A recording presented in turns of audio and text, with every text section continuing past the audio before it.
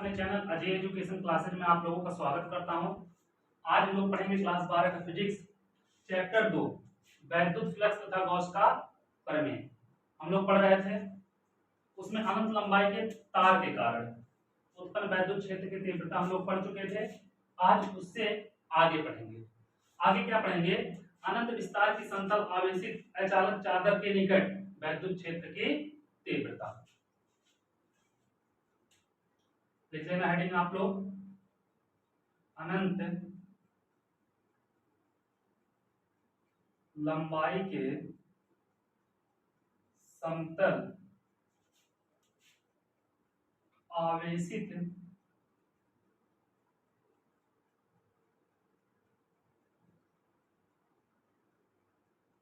अचालक चादर के कारण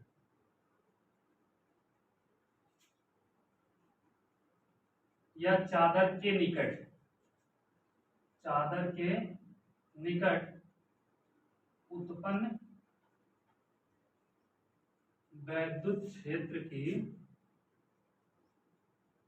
तीव्रता।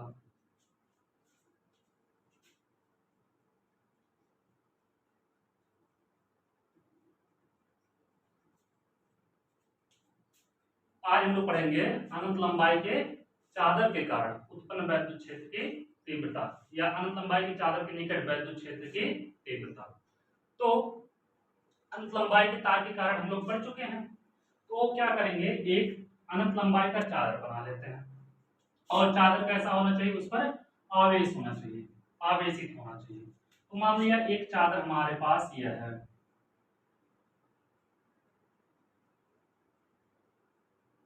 यह क्या है, एक चादर है जिस पर क्या है, आवेश है, आवेश दे रहे हैं।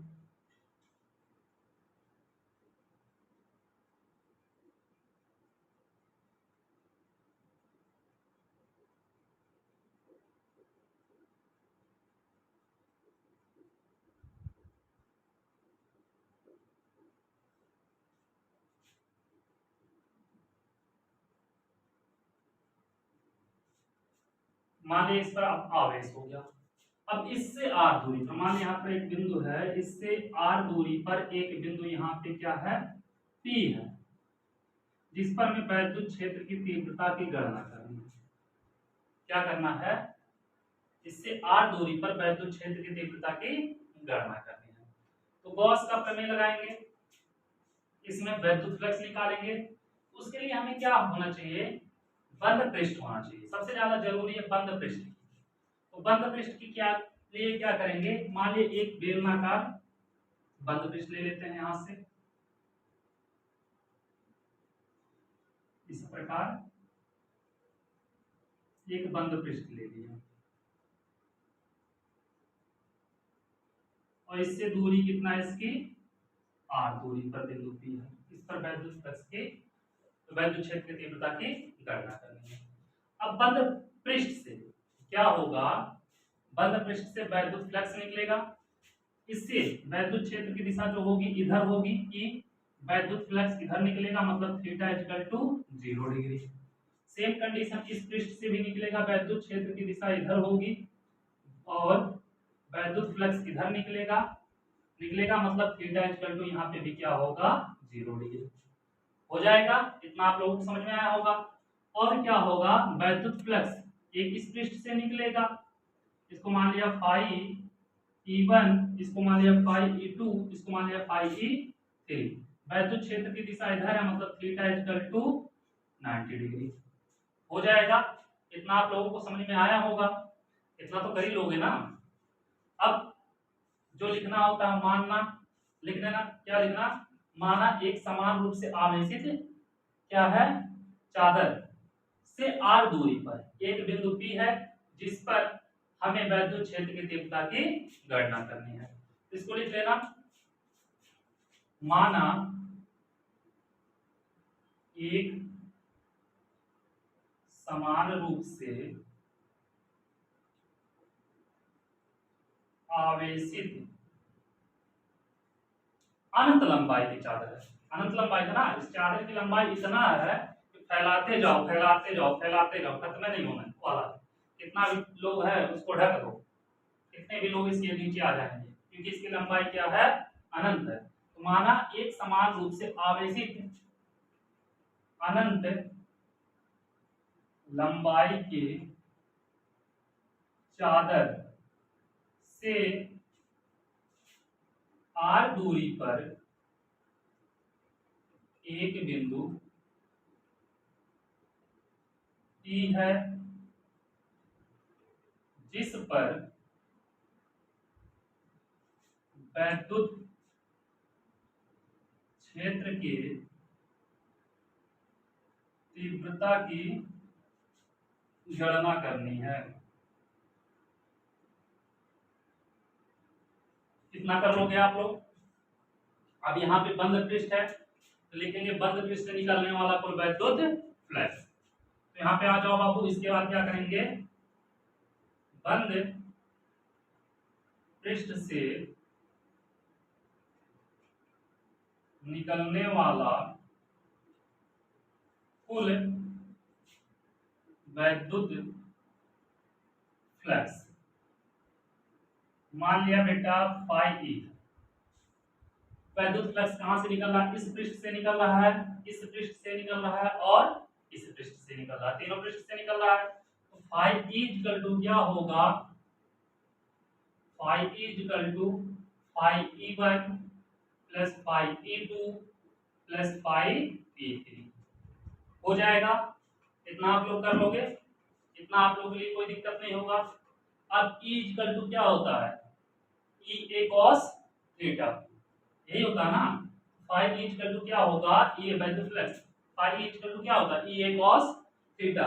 हम क्या करेंगे, यहाँ पे रखेंगे phi E equal to E into a cos E1 कितना है 0, E2 कितना है 0, cos 0 degree plus E into a cos 0 degree. अब देखो यहाँ पे 90 है कि नहीं, पाई 3 के लिए, तो क्या हो जाएगा E a cos 90। cos 90 का वैल्यू पता आप लोगों को 0, तो क्या करेंगे, इसको 0 कर देगा ना। तो phi E equal to E into a into cos 0 का value 1 plus E a cos 0 का value 1 plus E into a into 0 हो जाएगा। इतना समझ में आया होगा आप लोगों को, इतना तो होशियार हो ही तुम लोग। चलो अब 0 एक पूरा 0 कर देगा, E a ऐड हो जाएगा, phi E equal to 2 E a, कितना हो जाएगा, इतना आप लोग आराम से कर लो। अब फाई E इक्वल टू क्या होता है, E a cos थीटा, और गॉस का प्रमेय अगर लगाओगे, क्या लगाओगे, गॉस का प्रमेय, फाई E इक्वल टू होता है 1/एप्सिलॉन 0 इंटू क्यू, यही होता है ना। तो क्या करना, यहां से गॉस का प्रमेय लगा देना, गॉस के प्रमेय से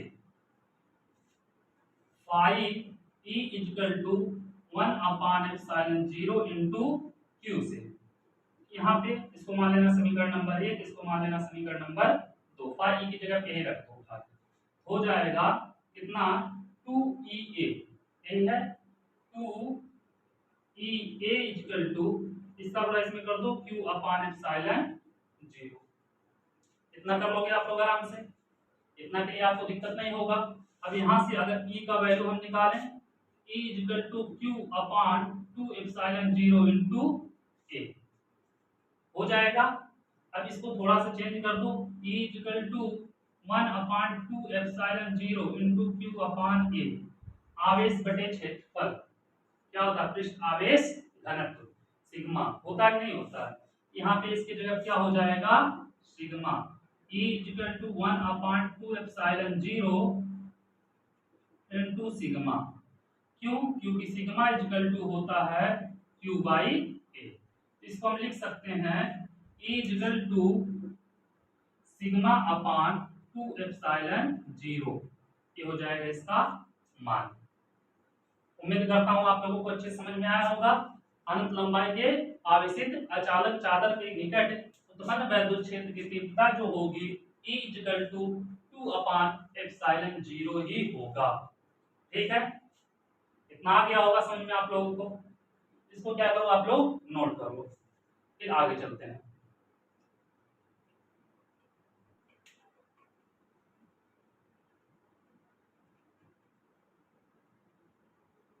मिटाएं इसको, आप लोग नोट कर लिए होंगे।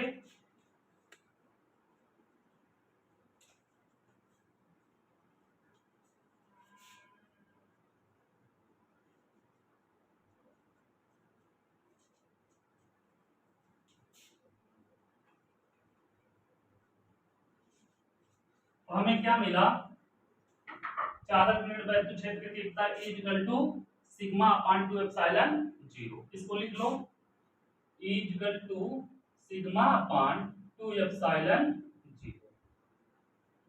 तो ठीक है, अगर मान लिया दो समान रूप से आवेशित चादर हो, उसके कारण उत्पन्न वैद्युत क्षेत्र की तीव्रता क्या होगी। मान लिया एक चादर यह है,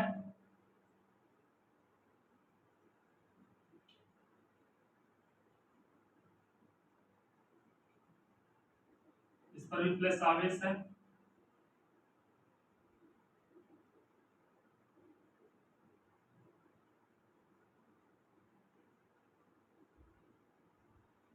और एक चादर यहाँ पे है।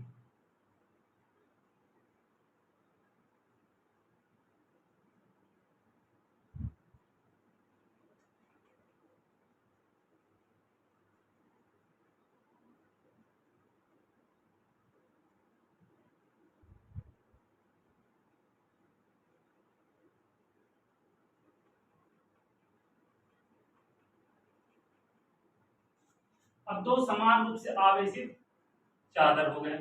अब इसके कारण उत्पन्न वैद्युत क्षेत्र की तीव्रता अगर निकालना हो, इसका पृष्ठ आवेश घनत्व मान लिया क्या है, सिग्मा है। चलो, अब इसके कारण अगर उत्पन्न वैद्युत क्षेत्र की तीव्रता निकालना, मान लिया दोनों चादर के बाहर किसी बिंदु पर, या तो इस बिंदु पर मान लिया यहाँ पे P है, इस पर या यहाँ पे एक बिंदु Q है, चाहे P पर या बिंदु Q पर उत्पन्न वैद्युत क्षेत्र की तीव्रता। तो देखो इसके कारण उत्पन्न वैद्युत क्षेत्र की तीव्रता होगी E1, इसके कारण मान लिया उत्पन्न होगा E2।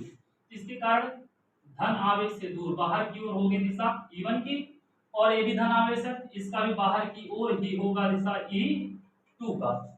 चाहे यहाँ पे देखोगे या यहाँ पे बाहर किसी भी बिंदु पर देखोगे, E1 और E2 दोनों की दिशा क्या होगी, बाहर की ओर होगी, होगी ना। तो क्या होगा, लिखना है यहाँ पे, दो समान रूप से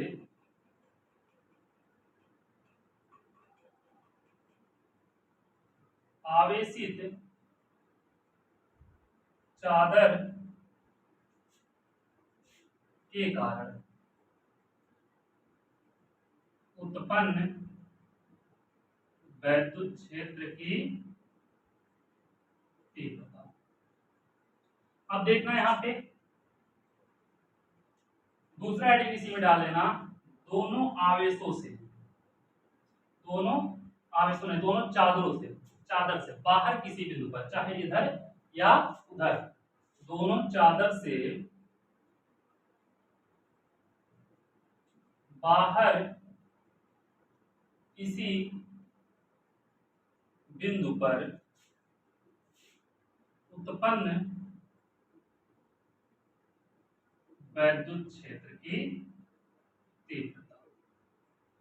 एक चीज देख रहे हो, क्या देख रहे हो, E1 E2 इधर है और E1 E2 उधर है, चाहे इधर लेंगे या उधर, दोनों की दिशा एक ही होगी।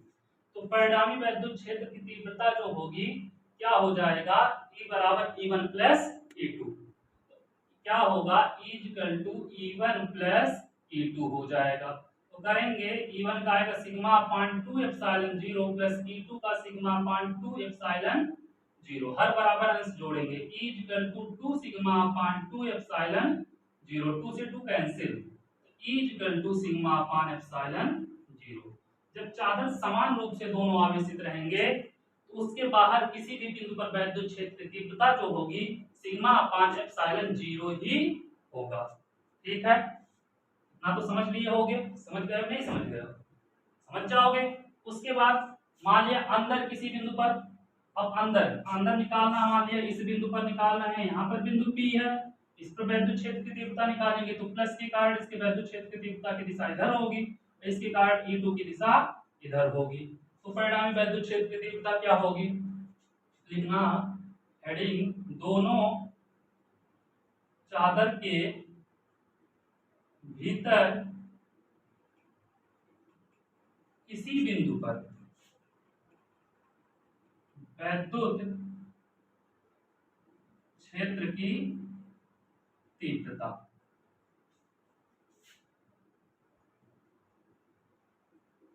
तो क्या होगा, इसका परिणामी जो निकालेंगे E=E1 माइनस E2 होगा, तो हो जाएगा sigma upon 2 epsilon 0 minus sigma upon 2 epsilon 0, इससे कैंसिल आ जाएगा 0। जब दो समान रूप से आवेशित चादर होंगे तो उसके भीतर वैद्युत क्षेत्र की तीव्रता क्या होती है, शून्य होती है। आया समझ में, इतना आप लोगों को अच्छे से समझ में आ गया होगा। ठीक है, चलो इसके आगे चलते हैं, इसको अब हम मिटाते हैं। ठीक है, मन करे आप लोग इसको नोट कर लो।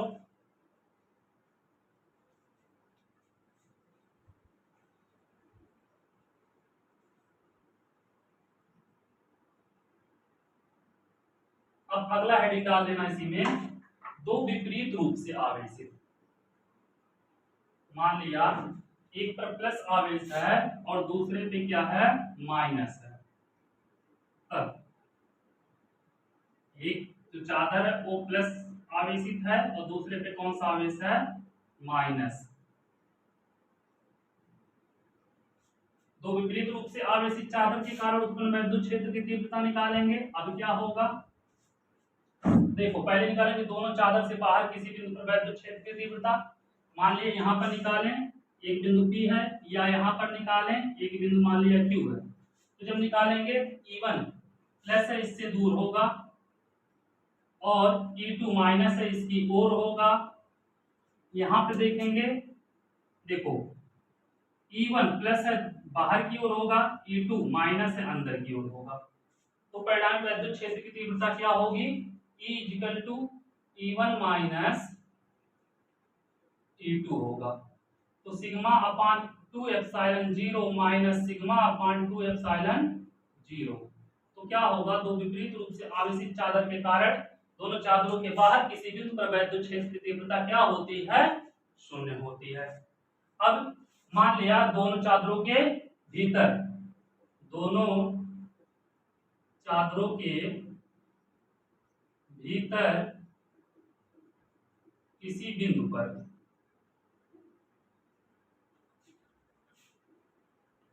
वैद्युत क्षेत्र की तीव्रता। तो देखो तब क्या करेंगे, यहाँ पे अगर निकालें, देखना एक मिनट, मान ली यहाँ पे R है बिंदु, इसके कारण वैद्युत क्षेत्र की तीव्रता की दिशा E1 इधर होगी प्लस से दूर, और माइनस की ओर E2 की दिशा भी इधर ही होगी। तो परिणामी वैद्युत क्षेत्र की तीव्रता E=E1 प्लस E2। E कितना हो जाएगा, sigma upon 2 epsilon 0 plus sigma upon 2 epsilon 0। इतना कर लोगे, इतना करने के बाद दोनों जोड़ोगे जब 2 एप्सिलॉन 0 अपान 2 सिग्मा अपान 2 एप्सिलॉन 0, 2 से 2 कैंसिल, आ जाएगा सिग्मा अपान एप्सिलॉन 0। तो भीतर किसी बिंदु पर क्या होगा, वैद्युत क्षेत्र की तीव्रता सिग्मा अपान एप्सिलॉन 0, जब दोनों चादर क्या होंगे, विपरीत रूप से आवेशित होंगे। ठीक है, उम्मीद करता हूं आप लोगों को अच्छे समझ में आया होगा।